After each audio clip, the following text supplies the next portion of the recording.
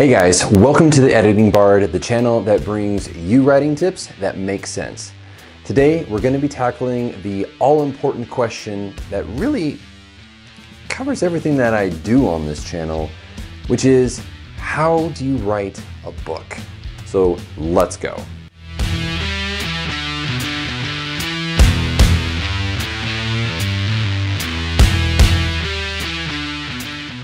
All right, so if you're like me, you started off probably when you were a teenager and you were probably writing fan fiction, or you were just like, I like writing, but you didn't really know how to do it. Because there's like 50 bajillion different things that you can find on the internet that tell you how you should be writing a book. Why is there so many? Because writing is hard. Writing a book is hard. You're having to come up with characters and places and creatures and plots and plots and plots. It's a lot. There's a lot to writing that most people just really don't like to talk about. Mainly because it's so freaking complicated. At least people make it that way. Writing isn't supposed to be complicated. Writing is actually supposed to be, wait for it, fun. I know, shocking, right? You're supposed to actually enjoy the process and not feel like you should be bludgeoning your face against the keyboard multiple times a day. That's not how it's supposed to go. If you want to start writing, here's the first tip. Have fun doing it. Because really, you need to be having fun. The whole point, the whole reason you're even creating stuff in the first place is because you want to do something that you love to do. You want to share stories with people. That means you should be having fun while you write. It doesn't mean that there aren't going to be times where you get frustrated. That's just kind of a part of the process. But overall, it should be a fun experience. You should look forward to writing. The next thing that you need to do and kind of really noodle on is, what is it do you want to write? For a lot of people, myself included, it's fantasy. I love writing fantasy. I grew up on Tolkien, and so, for me, world building is a part of life. For others, they love science fiction or romance or paranormal or urban fantasy. There's a whole slew of subgenres that if you go to Wikipedia to look up, you'll be there for quite a while, but you need to figure out what you want to write. Now, when it comes to that, the easiest way to start is write what you know. Write what you read. So if you're into political thrillers, try your hand at writing that. If you enjoy fantasy or science fiction, write that. You don't have to know all of the nitty-gritty details about the genre just to start off. You've already kind of internalized a lot of that simply by reading. So start with what you know, and then go from there. Now, there's a couple of different ways that you can do that. The first of which is kind of the beginner's guide to starting out writing, which is fan fiction. Now, not everybody hates on fan fiction. It's usually just the snooty writers that are like, yeah, it's not real writing now, is it? Those guys just piss me off. So, one, don't be a snooty writer. Two, if you are a snooty writer, I'm not going to apologize. Three, start with fan fiction. Fan fiction is one of the easiest ways to start writing, and I'll post a card up above so that way you could watch the one where I actually talk specifically about fan fiction. But it's because you are able to dive right into the characters, right into the setting, and you're able to start practicing writing. That is what fan fiction is excellent at doing, is helping you practice writing, because you're using characters you already know in a world which you're already familiar with, and you're able to use a lot of the same storylines. And what you do is you just kind of take and twist those, and you start asking yourself the questions of like, well, what if this happened? What if this character had done that? What if season 8 of Game of Thrones hadn't ended with a really crappy ending? Just saying.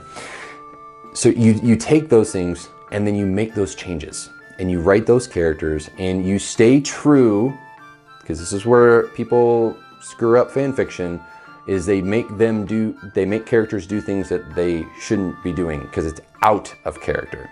So like if you were writing a Marvel and suddenly Captain America is just cussing like a sailor, it's not going to fly with most of the people that are Marvel fans and especially Captain America fans, because it's outside of his character. So don't do that, but do little things, little minor tweaks here and there that stays within the character. Like maybe Jon Snow isn't a complete ignoramus and completely oblivious, and maybe he does actually know something.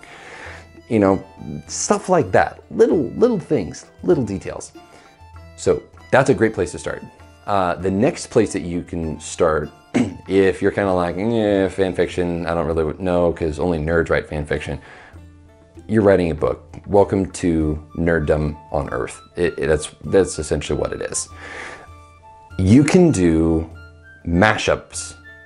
Now, a mashup it's not some scientific term. It's literally just taking two different ideas and then combining them together. It's not sorcery or magic. It feels like that sometimes, but it's not. So a good example of that is a lot of times you can take a fairy tale and combine it with something else. Now, this was done with the series Once Upon a Time, where you had the fairy tale characters and real world, and they mashed them together. You can do those types of things. You could do Rapunzel, and she's a barbershop owner. Yeah, you're right, that's a bad idea. So maybe not that one. But you get the concept. You mash up different ideas. Now, 2 ideas is more than enough. Please, for the love of all that's holy, do not mash up 3 or 4 or 5 or add a plus sign to that and you just kind of keep going. Don't do that. That's too many, especially if you're just starting out.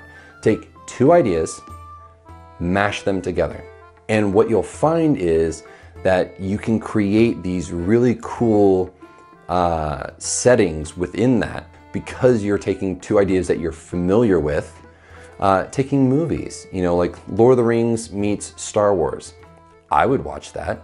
I would read that. It kind of gets into fan fiction, but if you changed enough of each to make it your own, that's what I'm talking about. Is you're not doing fan fiction with those characters. You're taking 2 ideas, making it into your own thing. The other thing that you want to kind of try and figure out is what inspires you. Because we write from a place of inspiration. Now, and I'm not talking about the muse that shows up every now and then, and it's usually a new idea that she brings every single time. I'm talking about like the things that are everyday things that inspire us. Love, friendship, camaraderie, family, you get the picture. You write things that inspire you. You write from that place of inspiration. Because what that allows you to do is it allows you to tap into the emotional side of writing. Because writing actually isn't up here. This is not where writing takes place. From here is where you end up with purple prose and words that have no place in being in a book because no one is going to understand them because you opened up a Theosaurus Rex, and I know I said it wrong. You open it up and you're just like, yeah, I'll just use this page and I'll just randomly shove it in there. That's what this does. This is what your brain does. It just adds stuff. You try to write higher than what your skill level is at. So don't do that. When you're writing from a place of inspiration, you're writing from the heart. You're writing from your passion. You're writing from a place that is, it allows things to flow easier because you're not trying to overthink it. You're just simply writing, and you're enjoying the writing. When you overthink it, you start questioning and second guessing yourself. So don't do that, especially when you start off writing a book. Once you kind of have those ideas, you know, your mashup idea, your fan fiction idea, it could be a completely original idea. I will say, don't stress on trying to come up with like this miraculous, amazing, one-of-a-kind story because you're not going to be able to. And this is true for myself as well, because everything has been written about under the sun. It's your own unique perspective that takes those things that are mundane or have been written about thousands of times and changes it into something that is unique, because you are unique. Your individual perspective is what gives it the unique factor. So take something that is maybe boring, or maybe you're like, I could probably do that better, and bring your own perspective to it. That would be my recommendation, because you sitting there trying to brainstorm ideas that have never been thought about, you're just going to be sitting there forever and you'll never get a book written. So don't do that, please, because I want you to be able to write your books. That's the whole purpose. Hopefully that's why you're here, is to listen to me ramble on and tell you, like, you can do it, that kind of thing. So back to the topic at hand. You then need, once you've taken all of this and you've got that idea, I'm not talking, you don't need to have an outline, you don't need to have a title, you don't need a current book. There's your book title, current book. If you can't think of anything right away, current book. That is what you're working on, current book. Take that and write your first chapter. And the first chapter should be anywhere between 1,500 and 2,500 words, with a solid beginning, a middle, and an end. Again, you don't plan this out. Your brain is naturally going to do this as you give yourself this spectrum for words to do this. And if you're writing long form, then that's going to equate out to about 4 or 5 pages. So, you know, if you're typing, it's easier to keep track of the word count in something like Grammarly, ProWriting Aid, Word, Google Docs. It's much easier to do that. But when you're handwriting, it's a little bit harder, because unless you want to go through and count every individual word, which I don't recommend because it just takes a really long time, then you go by page, and it's going to be roughly 4 to 5 pages of your standard college rule book, 70 sheet notebook that you could get at like the dollar store. That's what you're going to be looking at. So write that first chapter, because what that allows you to do is it allows you to kind of test, do I actually like this idea? Because you can take an idea and be like, oh yeah, I'm super excited about it, and then you do it and you're like, not so much, not really crazy about it. So then don't do it. Reevaluate. It may take a couple of times before you settle on one idea that you really, really like. Don't beat yourself up about that. Don't feel like you're under all of this pressure. And for the love of all that's holy, don't think that you need to get something done in a month and then try and publish it. You want to put your best book forward. So take your time, figure out what it is that you're passionate about, what you are excited to write, and then start writing that. Now, if you need help in doing that, as of right now, if you sign up for my mailing list on my website, the link is down below in the show notes, you actually get 3 free worksheets to help you jumpstart this process. And it walks you through brainstorming. It helps you brainstorm more effectively. I've had multiple clients and students and just friends of mine go through and try this, and they have had success with it every single time. The next one is about how to outline, and really outline more effectively in a way where you're not going to be wasting tons and tons of time writing a 15,000 word outline for a book. You can actually just write the book. But this will help you, give you a big picture overview of how it starts, how it ends, what happens in the middle.